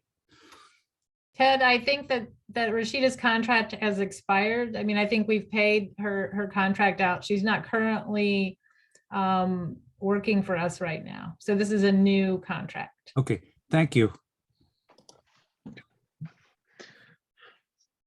Anyone else with any? I had a question that I don't know who would be able to answer it. I noticed Rashida mentioned that, you know, part of the reason that this extra lift would be added to the library staff and things would be going through the site was a matter of transparency.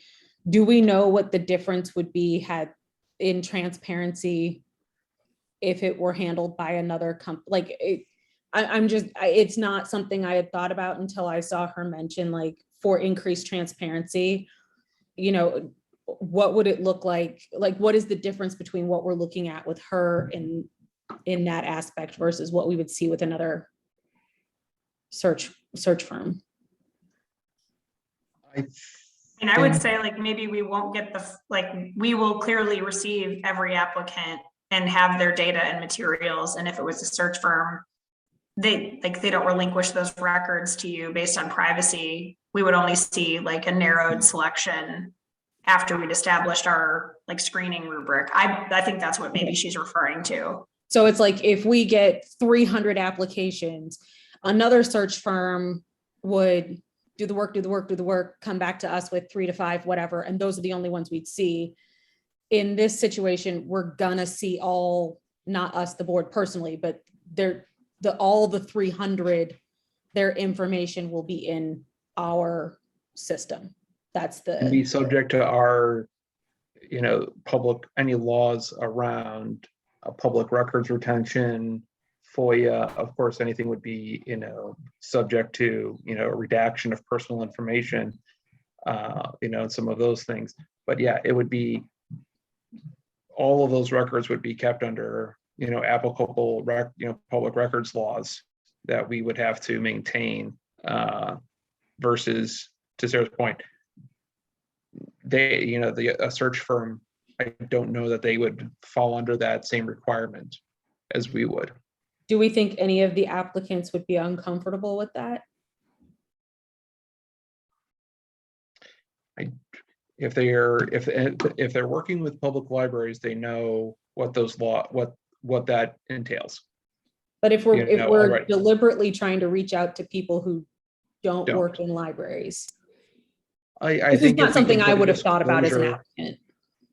That's all. Yeah, I think if we put it, you know, it's, you know, we make sure that when it gets set up, we put, you know, a submission, you know, a statement on there that says all submissions are subject to Illinois, you know, public record retention, you know, laws related to public record retention. Okay. Yeah, or say like these files, you know, any document submitted will be held by the Oak Park Public Library. Okay.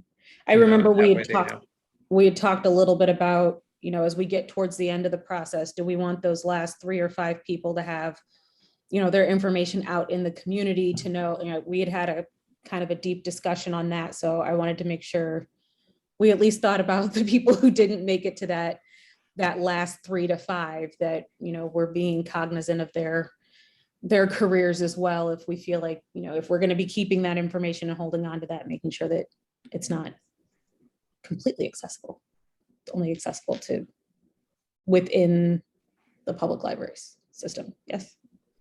Yeah. Okay. And thank you, Sarah, for explaining. Yeah. I mean, that's how I took it. Like, she could have meant some additional intent that I'm not seeing, but that was kind of where I was gathering it. I don't know that we couldn't have received some kind of, documentation or reporting from any of the contracted firms. I think we would have just needed to establish the ground rules, but I appreciate that, that comment. Maybe she feels like that makes it a more fair process or a more equitable process. Okay. Any other general I discussion? just had one question, just kind of Yeah. conversation. And can you go down, Lori? I think you're driving for the component about like the roles of the board, staff, et cetera. And I'm sure everyone hopefully had a chance to read through this. Was this in alignment with what everyone's expectations were as the board? I just want to make sure if we have misalignment there, it doesn't mean that we can't move forward tonight. I just want to make sure we're calling it out if we do feel like we were anticipating a different pathway for the board participation, and that we'd want to be clear with her about those expectations early on. What were your thoughts and your expectations, Sarah, since you created you crafted these questions in combination with staff? Just kind of, I'd love to hear your read on this from that perspective. I was not anticipating, I'll be honest, the committee structure. I think as we had been talking about kind of a board in the entirety process, I was anticipating that we would identify as staff members to participate in some of the rigor that we were establishing, but I had not anticipated that committee structure. I'm not opposed to it, and I think I would value additional conversation with Billy and Lori around, how do we identify that stakeholder leadership team using the anti-racism practices that we have established to make sure that that's balanced.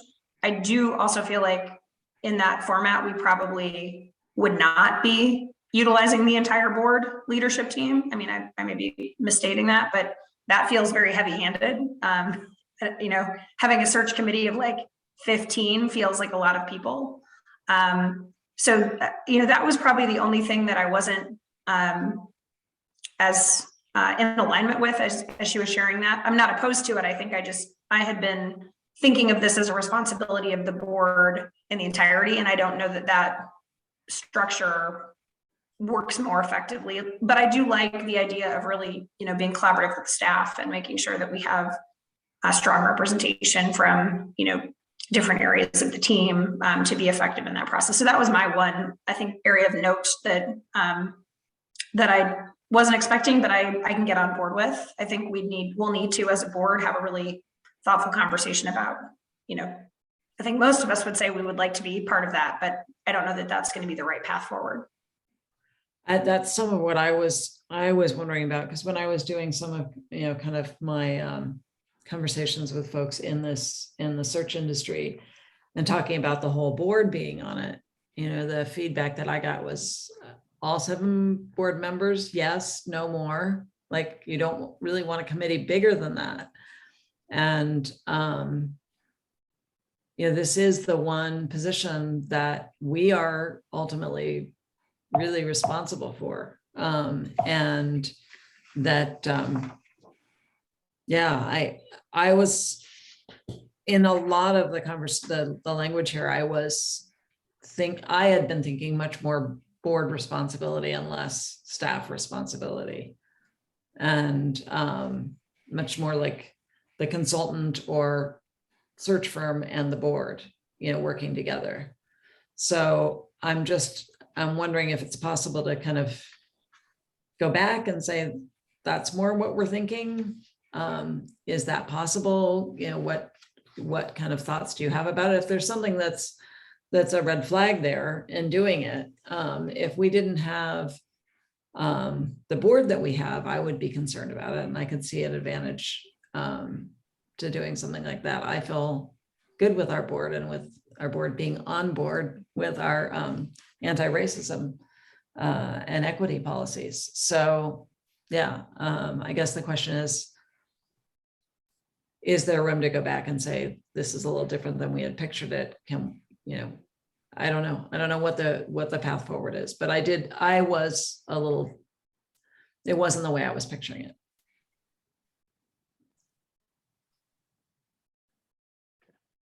Billy had his hand up. Yes, there actually, I'll say two things. The first thing I raised my hand for was like an interview with our staff, like our presentation to our staff is not mentioned in here. So I want to make sure that that gets included. Staff having a say in this is really important. But as we're saying all these things, I note, she wrote in bold on top of that, like flexible guideline, these will be modified and finalized after acceptance. Like, so she understands that like that can change.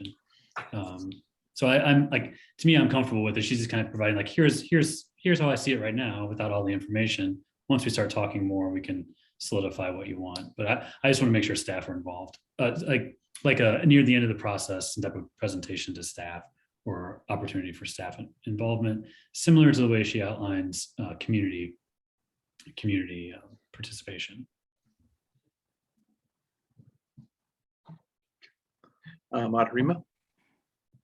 So then are we kind of close to agreeing that we could go back to RGW with the proposition that we adjust the committee so it includes only the library board, but that the staff participation be articulated as the presentations from the final candidates to staff? Like, is that a one kind I don't of know that we revision? even need to like have it completely codified in here. I think, Billy was right. That statement says, this is sort of a first draft idea and the details would be hammered out after if we accept the proposal. I agree. I mean, that- yeah, I understood Billy's point to be that it would be nice to have that the presentation to the staff articulated. And I was just thinking that since we're like, it's one genre, I think, of revision or something. So to kind of package that together. I feel like I'm going back into that wordsmithing place. Like, can you tell I'm an English professor? I really don't even know that we need to wordsmith. I think it's really about like, are we all comfortable? Do we want to move forward? And then, do we want to negotiate on cost, or are we comfortable with where we've landed? And I don't know, Matt, if you think we need to sign the proposal or do an MOU, or like what structurally we want to set up. Yeah, I had a question about that too, Sarah. Like, is there a scope of work that we have for her that includes like, that the phase 1, phase 2 type categories, I guess? Let me go back and look at her initial. Let me see if I can pull. I feel like there was something like that on the initial. She had like the 4 I months. feel like she had block. like stages of it there. Well, and there was staff participation embedded in that. That's why I ask. Yeah, there's a timeline to consider.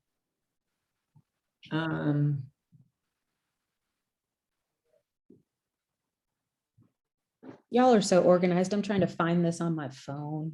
There it is. That's why I keep looking over here. I have 2 screens. I have my old laptop over here with all the other stuff. All the screens. Yeah, a timeline to consider. April through July. Well, there's the April and then the May to June and then a July. There's kind of 3 sections in that. Yeah.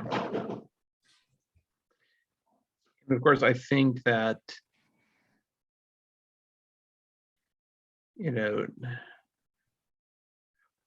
this will be, in my mind, we engage, if we engage with her, then we will develop a more specified project plan with her, identifying,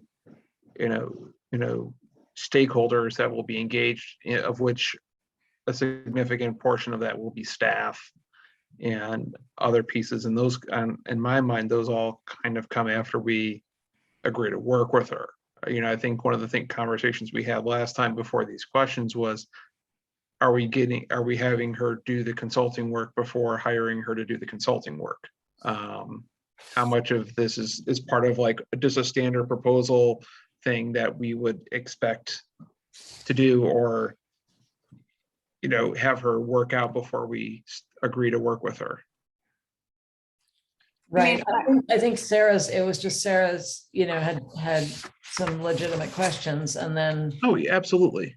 you know, we've got the answers. And so I was looking to Sarah, who created the questions with staff, to kind of interpret the answers and what, you know, how comfortable on what you were looking for and all of that. Because I feel like the areas that I was concerned about, I'm comfortable with, and then this is in a territory that I'm not as familiar with.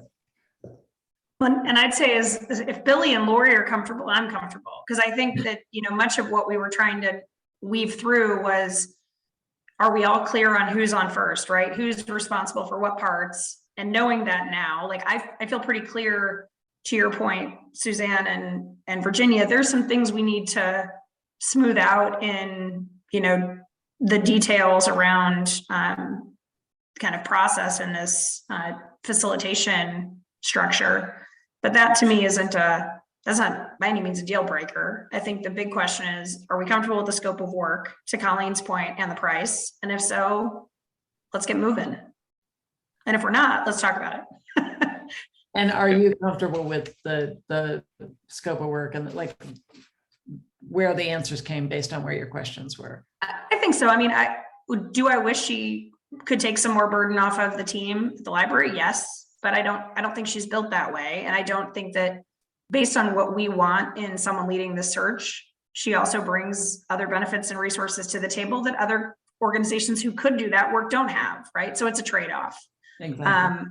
My biggest concern was just making sure that we weren't kind of unknowingly taking a huge amount of, and I'm not at all diminishing Billy and Lori, the amount of work that we're asking you to take on here. So I think that's important. And I want to make sure you feel candid in sharing with us if you're not comfortable, or if you think we're going to be surprised by needing to resource some things that otherwise we wouldn't have needed.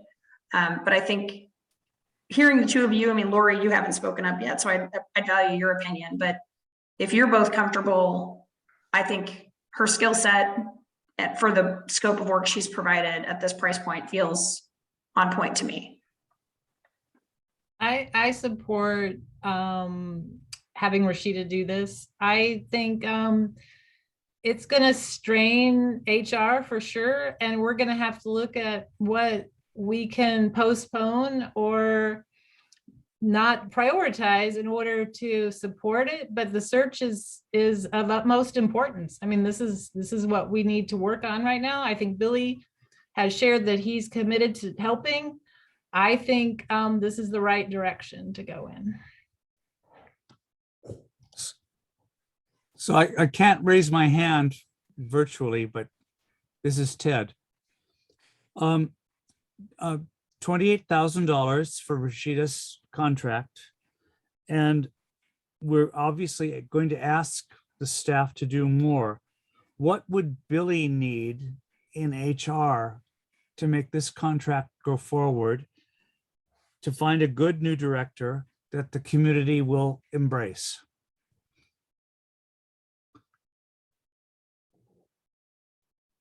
Maybe I'll answer that in a different way. I'd have to think about what I really need, but I want to thinking about working with Rashida. It's one of the first names that came to mind when we talked about trying to do a different type of search, different than the normal library director search. Rashida was the first name that came to mind for me, and to me, I'm happy to work with her. I've formed a relationship with her, working with her through the anti-racism and equity work over the last at least 2 years, it seems, or 2+ years. Wow. So I feel like that we understand each other. That's something that any other consultant coming in, I wouldn't have that. So there's trade-offs, right? There's pros and cons to each decision. But I'm happy with this. If you were to choose to go with RGW, I'm happy to work with her. Yeah, we can make it happen. So, And I think that, so yes, I support the decision to go with her. I have no concerns. And I know that I can work with Rashida to overcome whatever challenges might be there. So I know we've worked together in the past to do that. So I'm okay with it. I think what I am feeling is that like, we don't really know how many applicants we're going to get. It could be 15, it could be 1,500. And I would just want to say out loud to you, Billy, and your staff, that if we get to a situation where there are so many applicants that it's becoming, unwieldy, that you potentially, come back to the board with your needs. Certainly, yeah, and I hope to have it set up. The way I want it to be set up is to actually give Rashida access to go, like she can do all she needs in the system. I won't have to be involved in that. But I will certainly, thank you for saying that, and I'll certainly speak up if this isn't meeting my needs or if I need something else. Thank you. Yeah, Thank you for articulating that, Colleen. Yeah, and I'll say Lori and Billy,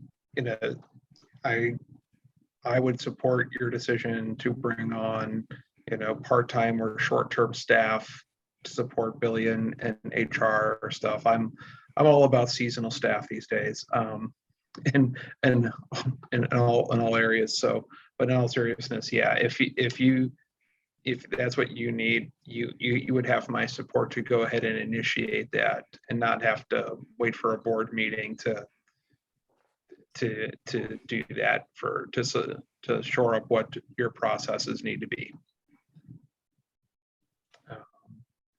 Thanks, Matt. You bet. So do we have any other, anything else we want to talk through tonight, or do we think we're at a place where we can vote to agree to this? And I'll speak with Rashida about getting this signed off on. I guess I don't know that I heard with any clarity a response to Sarah and possibly Colleen's question about if we're okay with the price point in relationship to the scope of work, or because I don't even know, like, if we did negotiate the price point, is there a way? There's no direct way that we'd make sure that money actually went to helping the staff who it seems would be most immediately affected by this process, even though it's supposed to be like the board. So I just wanted to pause before we move forward. Just to be clear that I don't know, did I hear, or did I miss the response about like being okay with the price point in relationship to our new understanding of the scope of work? I heard Sarah say she was, I thought.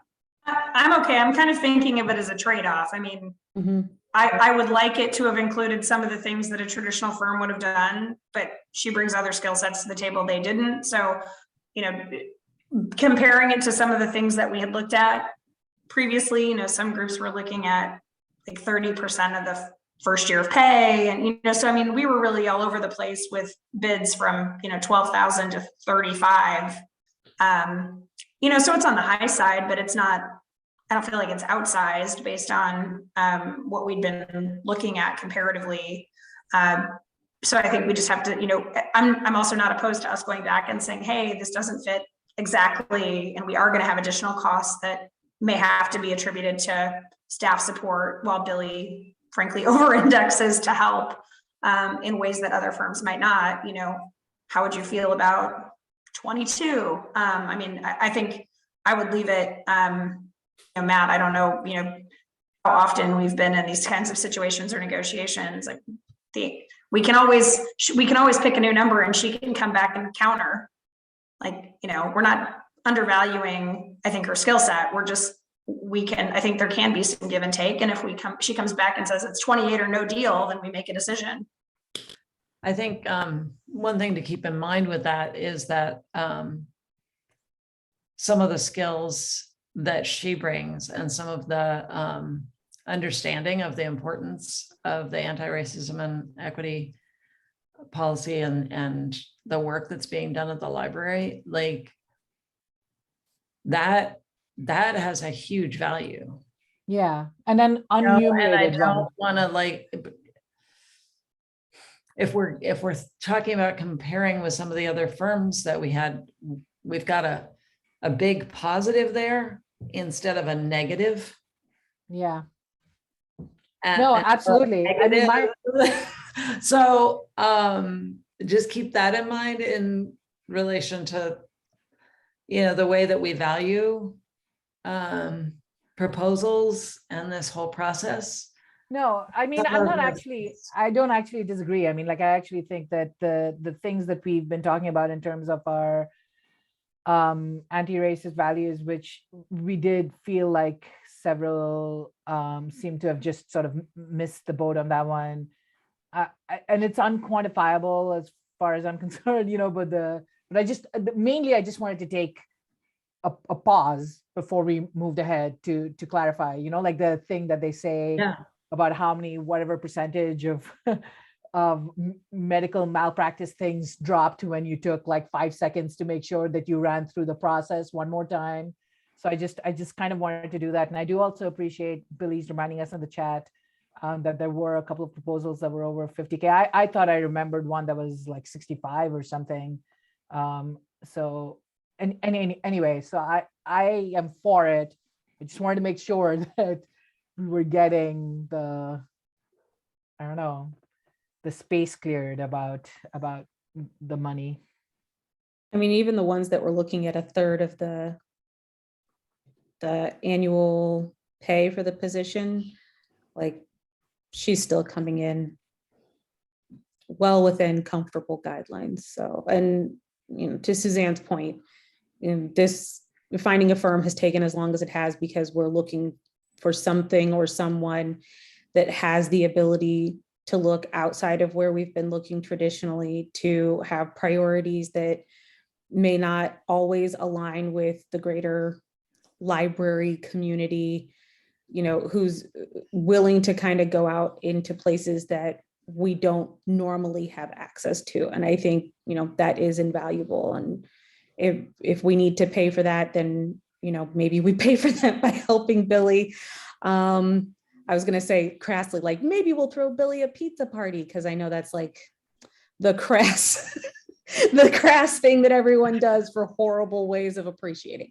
But like, maybe that's where our compensation is. Maybe that's where the leveling is of the cost is, you know, we're going to be putting what we would have put into one of those, you know, $50,000 invoices. Maybe instead that's going to go to bringing another fantastic part-time person into the OPPL, you know, family that then can show up on one of our employment reports as a promotion in a year. Who knows? Yeah, I really appreciate hearing from Billy and Lori, who have worked with RGW in actual hiring. So, you know, my concern is for staff.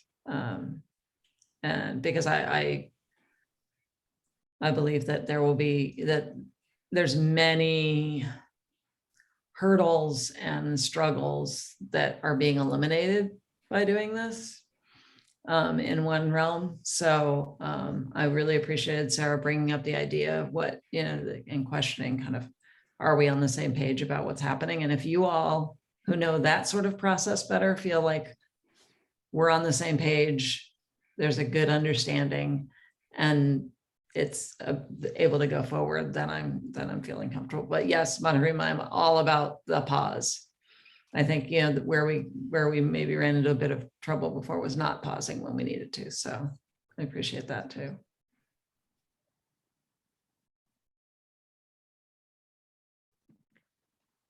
Matt, I believe that now we have your, are we ready? I think we can go back to like 10 minutes ago and we'll, I think we're good to go. So at this point, would there be a motion to hire RGW as our executive search firm to help us in our process for our next executive director. So So moved. moved. Oh, second. So moved. Matarima moves, Virginia seconds. Is there any further discussion? I want to make sure everybody has a chance before we take the vote. Okay, Is everyone in agreement that not a committee, that it's the board as the whole? Did we settle on that? I think Sorry, so. it's been a long day. Yes. No, that's fine. I think as long as we Not have over input from yet. I think as long as Okay. we have input from staff, then yeah, I Yes. think that would be For fine. the record, it would not be abnormal to go back to her and say, can you draft up a scope of work? I just don't know that that's necessary in this case, given that her proposal was pretty thorough and her answers to the questions. So if there was just like a few modifications, I wouldn't put that burden on her unnecessarily. Okay. Okay. Thank you, everyone. So Colleen, are you suggesting that Matt should say that, should make that change? That Yeah, to- we'll to be- discuss. Yeah, that'll be part of our discussion as I talk with her to make sure that we have that that is made clear in any project plan and timeline going forward, is that there is staff engagement in that process as early, as well as we are developing. Particularly in my mind, I'd like to make sure we get some staff feedback as we look at the job description. To clarify, I think that there might have been a translation thing that happened between Colleen and you, Matt. Because I think what we want to make clear is that we would like the board to be the committee. Oh, that too, yes. Yes, I'll make sure that that is part of it, yes. Absolutely. All right. Sarah, will you take the roll, please? Happily. Suzanne Fairfax, Yes. Colleen Burns, Yes. Matarima Chakraborty, Yes. Virginia Bloom, Yes. Ted Foss, Yes. Matt Frith, Yes. Sarah Glavin is a yes. All right, thank you all. We have a firm. And now we will move into, Would it be all right to take a 5-minute break and then join the closed session? I could really use a break. yes. Yes, that'll Okay, be fine. let's do it at, Are we all taking a break or just Lori? no, I'll take a break and we'll join the We'll take closed four. session. I put it, I mean, if you need one, I put your, So Lori would go into a completely different Zoom meeting, correct? right, but I need to admit you to it. Okay, so you can't enter it unless I admit you. So I'm gonna go take a break and I will admit you in just a few minutes. All right. World's Okay. fastest bedtime is about to happen. See you guys in 5. And before we do that, I think we still need to take a vote to go into closed session. So is there a motion to go into closed session? So moved. Moved by Sarah, seconded by Matarima. Sarah, will you take the roll real quick? Suzanne, Yes. Colleen, Yes. Matarima, Yes. Virginia, Yes. Ted, Yes. Matt, Yes. Sarah is yes. Okay, bye-bye. So Bye. we will reconvene in 5 minutes in the closed session. Thank you.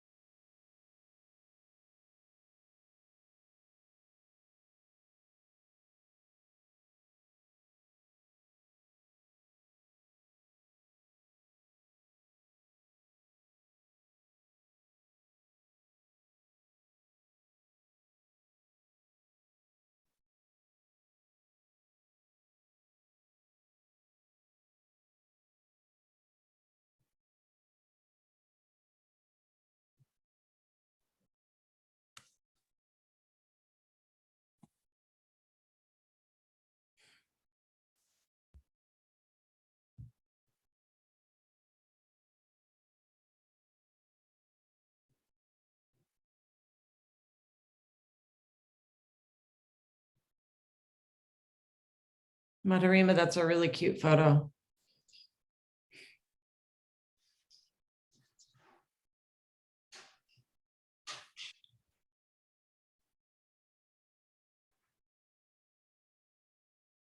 Okay.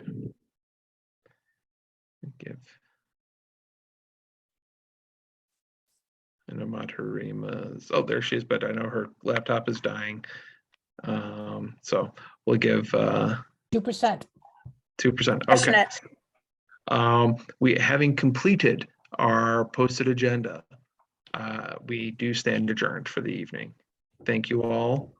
And we will be in contact about our next meeting and what that will entail. Okay. Thanks. Good night, guys. Night, everyone. Good night, everyone.